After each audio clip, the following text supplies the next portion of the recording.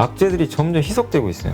그러니까 여기서 정말 새로운 악재가 안 나온다면 증시는 이제 그 악재에 민감하게 반응을 안 하는 거죠. 지금은 사실 리오프닝도 보면요, 굉장히 많이도 올랐어요. 상하이 이 공급망 이슈까지 터져버리면 국내 기업들한테는 되게 또 부담스러울 수밖에 없거든요. 그래서 중국 입장에서도 왜 이렇게 지준율을 이제 뭐 물론 0.5 인하할 수도 있지만 약간 이렇게 소극적이냐면,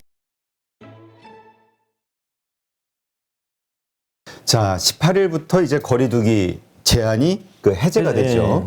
그러다 보니까 이제 뭘 이제 지금이라도 리오프닝주를 사야 되냐 아니면 리오프닝주를 그동안 올랐던 거 팔아야 되냐 뭐 아주 그냥 혼란스러워요. 네. 어떻게 봐야 될까요?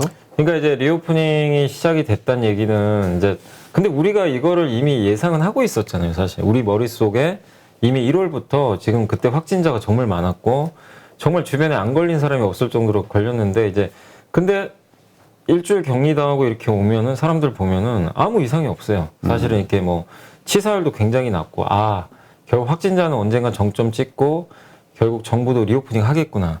그때 이제 우리가 알 수는 있었죠, 어느 정도. 그럼 그때 사실은 리오프닝주를 먼저 들어가는 게 맞는 것 같고, 지금은 사실 리오프닝도 보면요, 굉장히 많이도 올랐어요.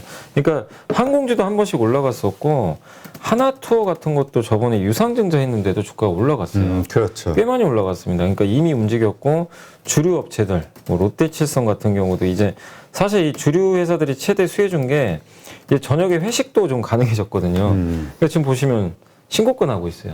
이미 다 돌파했고, 그 다음에 그 식자재 기업들 있죠. CJ 프레시웨이. 이 회사도 보면은 이제 식자재 또 신고가 또 나고 있어요. 예.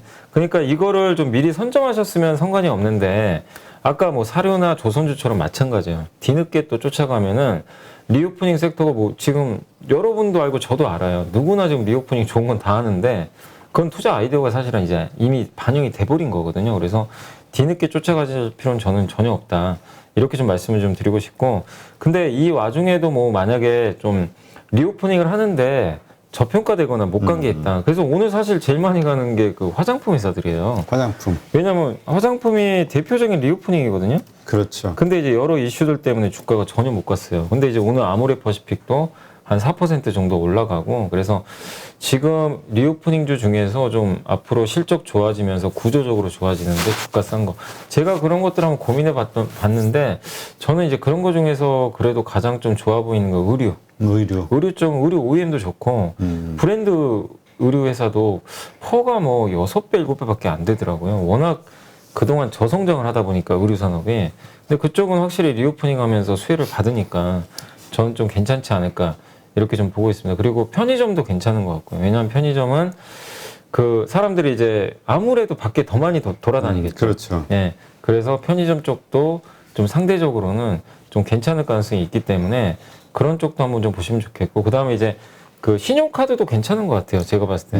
왜냐면 이제 오프라인 결제들을 좀 많이 할 가능성이 높기 때문에. 그렇죠. 이제 많이 사용하니까. 네, 저녁에 맞아요. 술도 한 잔씩들 하고. 그런 쪽에. 그래서 온라인 결제도 물론 좋지만 오프라인 결제 쪽에 특화된 기업들도 저는 한번 좀 눈여겨볼 필요는 있다, 이렇게 말씀드리고 싶고, 사실 근데 이제 제가 그 일요일 날 여기 이제 여의도 더 현대 한번 갔었거든요. 저기 이제 그 영등포에 또 신세계 백화점하고 한번 가봤어요. 이제 뭐 좀 사러. 근데 제가 느낀 게 뭐냐면, 와, 확실히 사람이 많이 줄었어요. 무슨 얘기냐면, 진짜 해외나 야외로 많이 빠졌구나. 그러니까 예전에는 사람들이 그 오미크론 있을 때 막 돌아다니기 힘드니까. 그렇죠. 근데 어쨌든 백화점은 되게들 많이 가셨거든요. 해외를 못 가니까. 근데 확실히 그건 맞는 것 같아요. 예전보다 이 백화점이나 마트 같은 데 사람이 좀 줄긴 줄었습니다. 그럼 결국 해외여행은 진짜 이제 본격적으로 시작은 됐다. 다만 해외여행주가 좀 투자하기가 너무 어려운 게, 이미 주가 올랐는데 이게 제대로 실적이 나오려면 좀 약간은 더 시간이 필요하거든요. 그래서 나중에라도 뭐 조정을 받으면 관심을 가지시되, 지금은 조금 기다려보는 좀 전략이 필요할 것 같습니다. 네. 사실 그 카지노주라든가 이런 데 보면 그 백화점 관련해서, 호텔 관련해서 면세점 이런 것들 같은 경우는 아직 기대하기가 좀 어려운 것 같아요. 지금 돌아가는 상황을 보면 중국이라든가 이런 데서 자꾸 봉쇄가 나오고 하니까. 근데 주가는 올라가는데요. 그러니까 이게 더 나쁠 건 없죠. 왜냐하면 뭐 중국 안 좋은 것도 다 반영됐고, 그리고 사실은 시간 문제잖아요. 뭐 면세점이 이제 오픈되는. 그리고 특히 이제 중국 사람들이 한국에 오면은 이제 면세점이 훨씬 더 좋은데 지금 그럴 단계는 아니고 다만 지금 인천공항 면세점이라든가 시내 면세점은 좀 되는데 공항 면세점이 거의 폐쇄 상태였잖아요. 사람이 없으니까. 근데 이제는 우리 내국인들이 출국할 때 공항 면세점 들르기 때문에 그 수요는 좀 늘어날 수 있어요. 그래서 면세점도 최악은 지나가고 있다. 다만 포인트는 중국 사람들이 언제 한국에 올 수 있냐. 그렇죠. 그래 이제 돈이 그게 이제 관건입니다. 그때쯤 되면 그 모멘텀이 나오면 그때는 한번 주가가 또 급등할 수 있거든요. 그러니까 그때까지는 한번 좀 지켜보는 전략이 좀 필요할 것 같습니다. 그래서 이제 우리가 중국 시장을 투자를 안 하더라도 계속 지켜볼 수밖에 네, 없는데 지금 돌아가는 상황 보면은 뭐 긍정적으로는 뭐 20일, 25일 뭐 이렇게 좀 완화 조치가 나오지 않겠냐. 상해에 대한. 네. 근데 또 반대로 시안이라든가 이런 데로 또 봉쇄 지역이 좀 늘고 있다. 네. 이런 얘기도 있고. 근데 지금 이제 상해는 봉쇄가 됐는데 시안 쪽은 뭐 이렇게 중국의 뭐 뉴스들 이렇게 전달하는 뭐 신문도 보니까 실제 이렇게 봉쇄당하거나 그렇게 심각한 상황은 아니래요. 시안 그래요? 쪽은 아직 퍼져가고 있다 정도. 네, 확산. 근데 모르죠. 이게 정말 또 확산이 되면 셧다운할 수도 있으니까 시진핑 주석 같은 경우는 지금 마인드 자체가 어쨌든 늘어나면은 막고 일단 줄이겠다. 이게 원칙이거든요. 그러다 보니까 너무 또 확산이 되면 언제든지 셧다운 될 수는 있습니다. 다만 이제 제일 우려가 컸던 게 상해시인데 상해시는 25일 정도에는 풀릴 거라고 좀 얘기들이 나오기 시작했어요. 3주 정도 지났거든요. 뭐 어느 정도 풀릴지는 아직 예상이 안 되죠. 아직은 모르고 전혀 지금 알 수는 없고요. 근데 그때 가서 풀릴지 안 풀릴지도 모르는 거죠, 사실. 그렇죠. 이야기니까 사실. 네. 근데 풀릴 가능성은 좀 높아지는 것 같아요. 왜냐하면 그걸 뭐 한 달, 두 달 할 수는 없는 거니까. 근데 확진자 수가 좀 안타깝게도 아직 줄질 않아요. 그래서 중국의 확진자 수가 어쨌든 뭐 이번 주 안으로 좀 의미 있게 줄어든다면 그럼 다음 주 정도에는 분명히 또 풀 가능성은 저는 충분히 있다. 그래서 이번 주에 확진자 수 추이를 한번 좀 살펴볼 필요는 있고 중국의 상해시가 이렇게 봉쇄당하면 안 좋은 게 물류가 또 마비가 생겨요. 거기가 그렇죠. 세계 최대 물류왕이 있기 때문에 그래서 그게 좀 걱정입니다. 이게 너무나 이게 오랜 기간 동안 폐쇄를 해버리면 아니 가뜩이나 지금 공급망 이슈가 큰데 여기에 또 상하이 이 공급망 이슈까지 터져버리면 국내 기업들한테는 되게 또 부담스러울 수밖에 없거든요. 그래서 하루빨리 좀 풀리는 게 전 좀 낫지 않나. 근데 어쨌든 이거는 뭐 우리가 결정할 문제는 아니라서 저는 좀 다음 주라도 좀 상해시부터라도 좀 풀렸으면은 좀 그런 좀 바람이고 어쨌든 이런 부분들 때문에 중국이 지금 부양책을 어쨌든 계속 쓸 수 있다라는 그런 기대감은 있어요.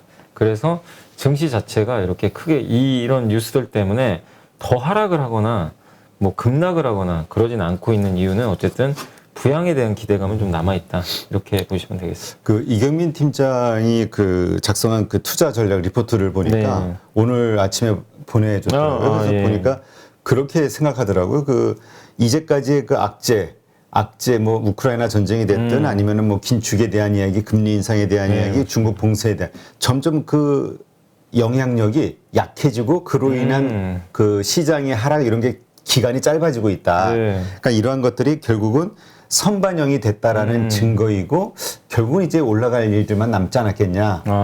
호재가 나오면. 저도 그 의견에 충분히 공감을 하고요. 왜냐하면 그 벌써 3월이었죠. 3월부터 이제 지수가 계속 2,600선에 한 번씩 왔었어요. 근데 그걸 깨지 않고 어쨌든 튀었고 또 내려오면 또 올려주고. 그러니까 무슨 얘기냐면 이제 이경민 팀장님 말씀대로 악재들이 점점 희석되고 있어요. 안녕하세요. 815 모니톡 시청자 여러분. 이베스트 투자증권의 염승환 이사입니다. 2022년도 주식시장 전망과 투자 방향이 담긴 요약집을 제가 직접 작성하였으니 새로운 투자를 준비하시는 마음으로 꼭 한번 읽어보시기 바랍니다. 신규 발간된 2022 트렌드 요약집을 받을 수 있는 방법을 알려드릴게요. 요약집은 이베스트 투자증권 계좌를 처음 만드신 신규 고객님이라면 누구나 신청 가능합니다. 계좌 개설하는 방법 안내해 드릴게요. 먼저 플레이스토어, 앱스토어에서 이베스트 모바일 앱을 설치하신 후 다이렉트 계좌 개설을 진행하시기 바랍니다. 계좌 개설 시 개설점은 반드시 다이렉트로 선택하셔야 합니다. 마지막으로 이벤트 코드란에 815를 입력하시면 이벤트 신청이 완료됩니다. 이벤트 신청 고객님께는 요약집뿐만이 아니라 주식 투자 시 바로 사용 가능한 주식 상품권 5,000원권도 저희가 입금해 드리니 참여하셔서 혜택 모두 꼭 받아가셨으면 좋겠습니다. 2022년 주식시장 전망과 메가트렌드 산업 내용, 주식 트렌드 요약집에서 꼭 확인해 보세요.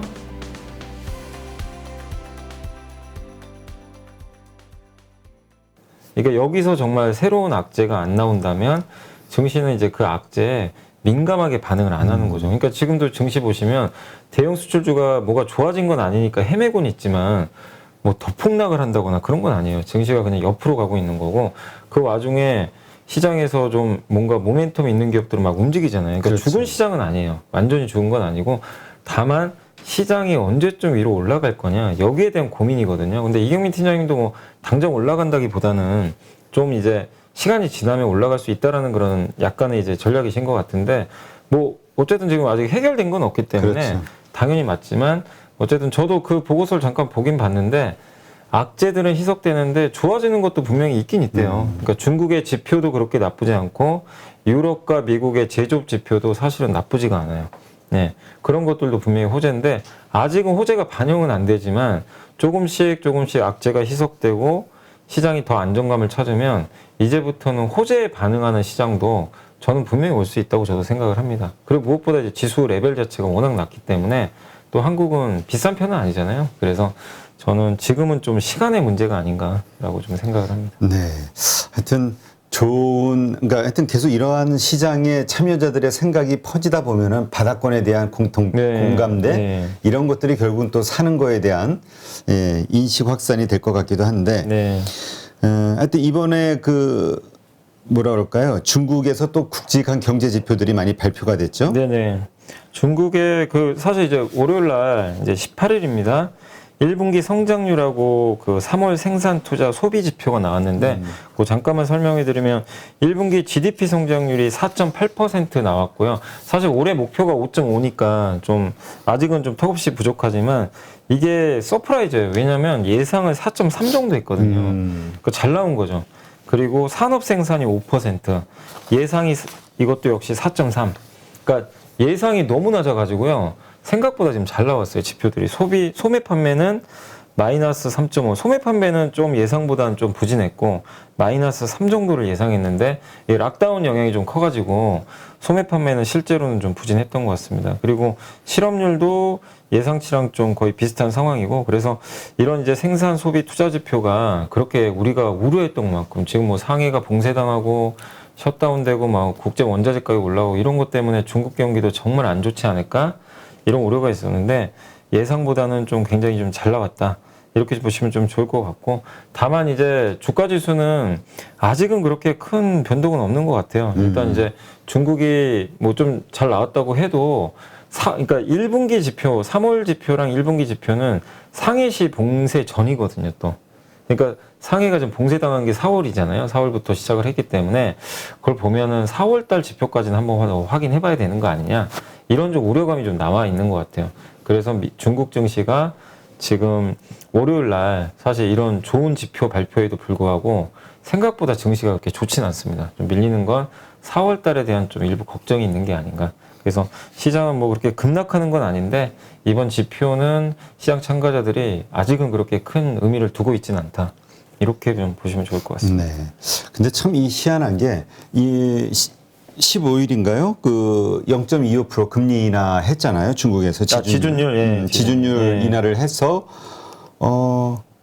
우리는 이제 금리 인상을 했고 네네. 그런데 환율을 보면은 우리는 원 약세고 네. 저쪽은 위안화 강세가 네. 되고 있어요. 이게 왜 이런 일이 벌어지는 걸까요? 그러니까 중국 같은 경우 지금 사실 중국도 위안화가 약세로 가야 되는데 어떻게 보면은 근데 중국 같은 경우 이렇게 좀 부양책을 한다는 얘기는 이제 경기를 살리겠다는 거잖아요. 그래서 저도 뭐 이게 정확하지는 않지만 중국 경기 좀 회복에 대해서 시장 참가자들이 좀 긍정적으로 보는 게 아닌가. 그래서 이렇게 지준율 인하하면서 중국의 유동성이 풀리게 되면 결국엔 그 자체로 중국 경기가 하강을 좀 막아주고 그럼 이게 중국 사실 이 환율이라는 게 또 펀더멘털도 중요하잖아요. 그 나라의 그렇죠. 펀더멘털이 좋아지면 그 나라 통화 가치가 강해지니까 그래서 아마 그런 것들을 좀 반영해서 그 위안화가 좀 강세를 보였던 게 아닌가 이렇게 좀 보여지고, 근데 사실 이번 지준율 인하는 물론 호재는 맞죠.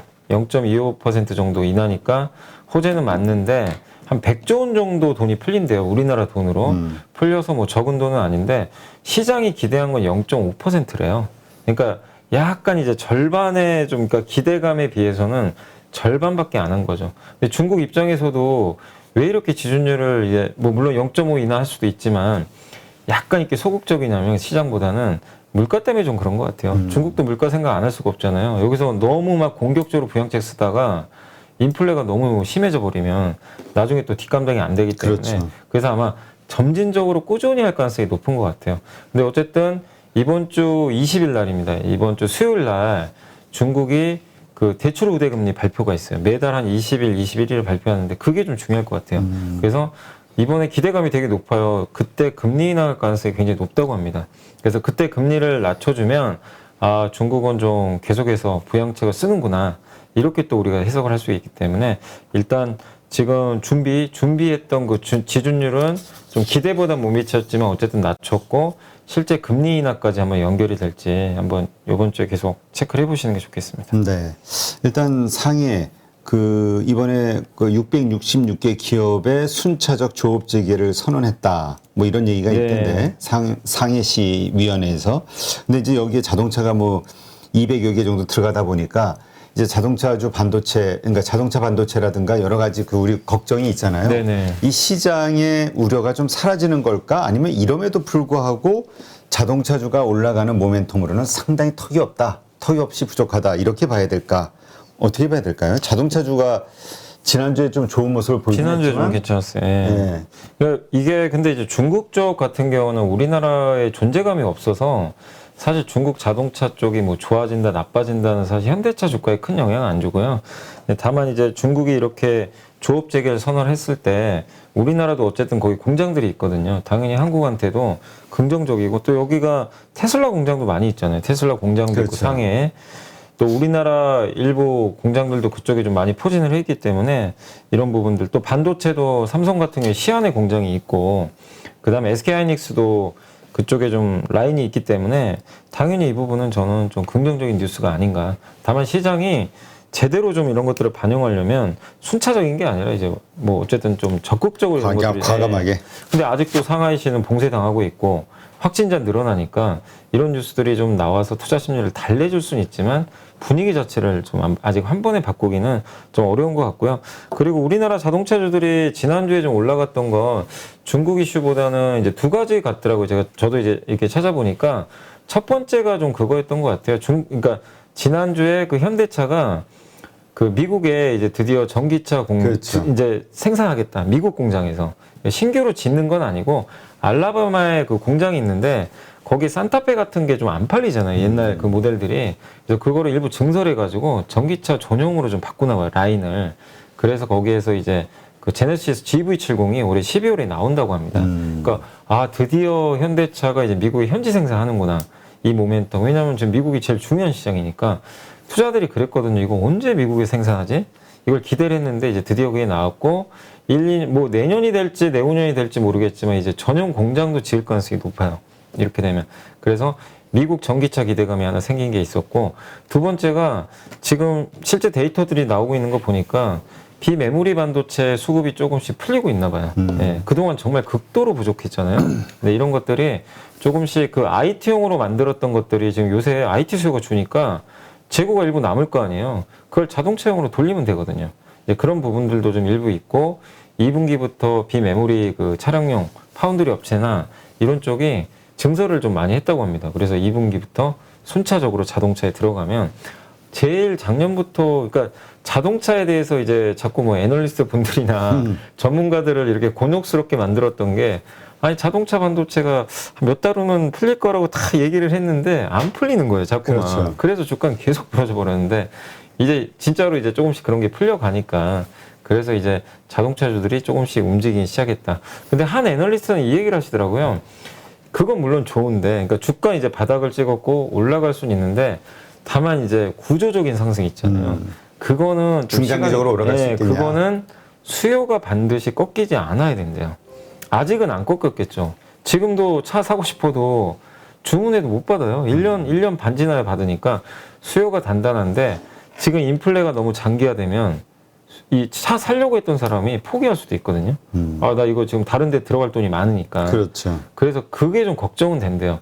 그래서 수요만 구조적으로 꺾이지 않으면 자동차는 향후에 구조적으로 갈 수도 있어요. 그래서 그거는 몇 달 후에 우리가 확인 가능하니까 하반기까지 체크할 거는 이제는 공급은 풀릴 것 같아요.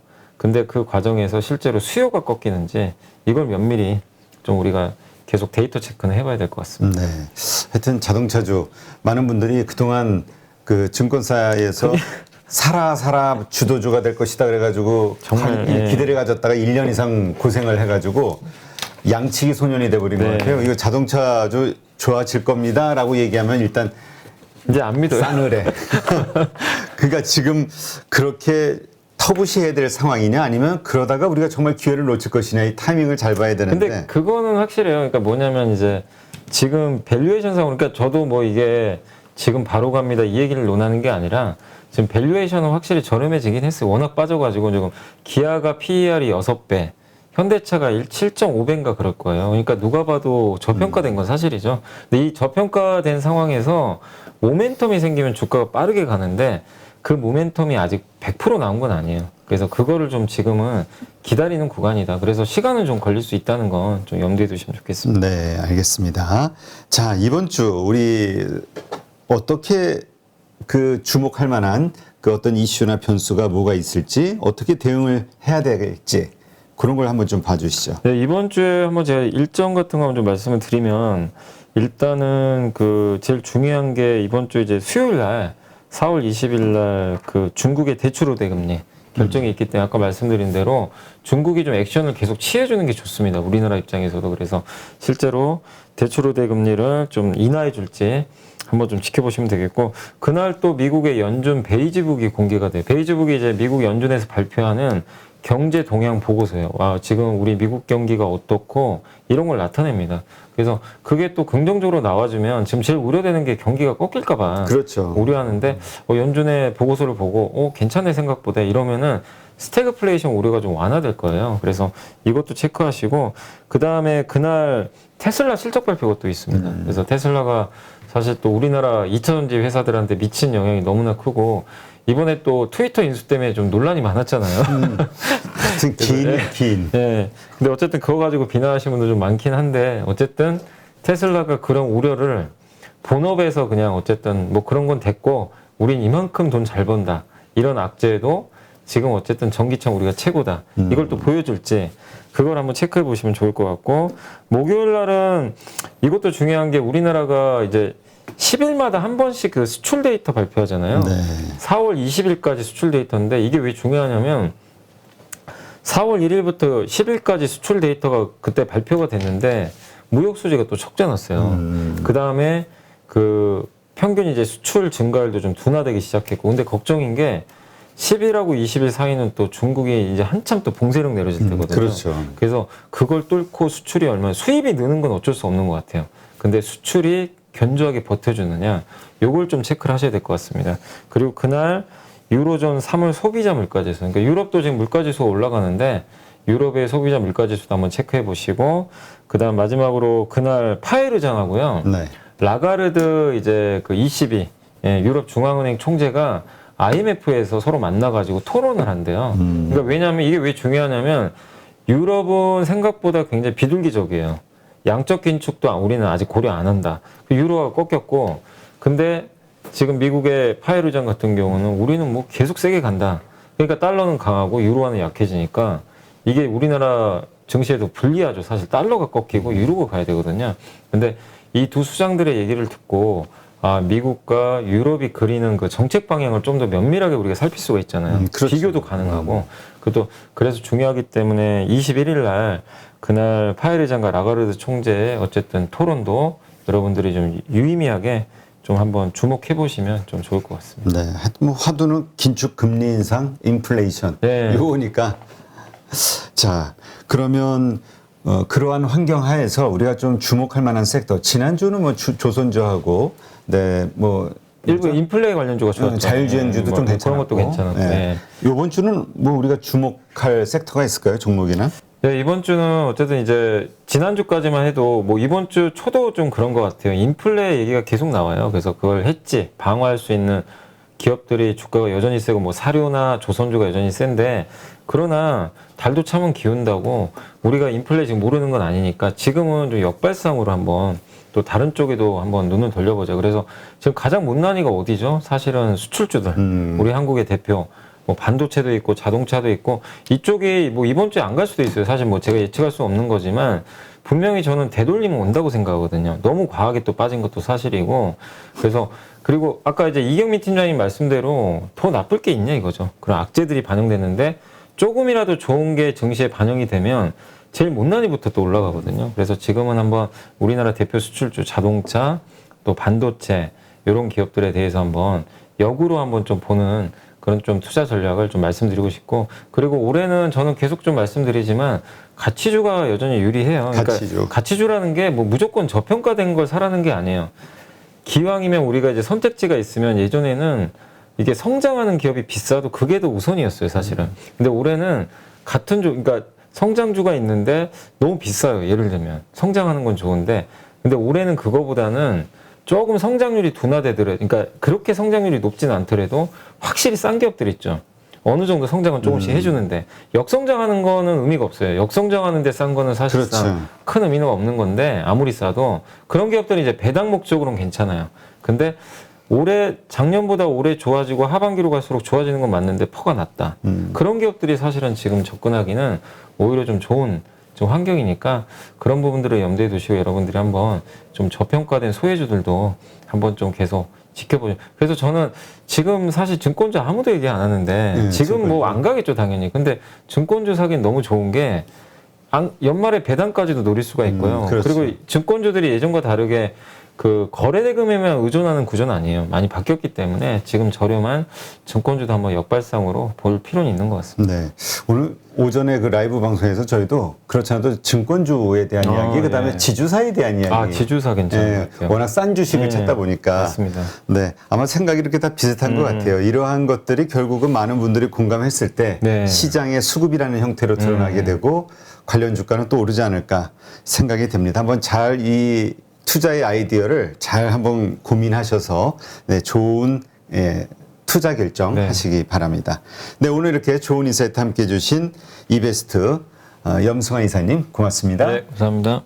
누구나 1시간 안에 200개 종목에서 좋은 종목을 고를 수 있는 그런 능력을 배양할 수 있도록 제가 도와드리려고 그렇게 하고 있습니다.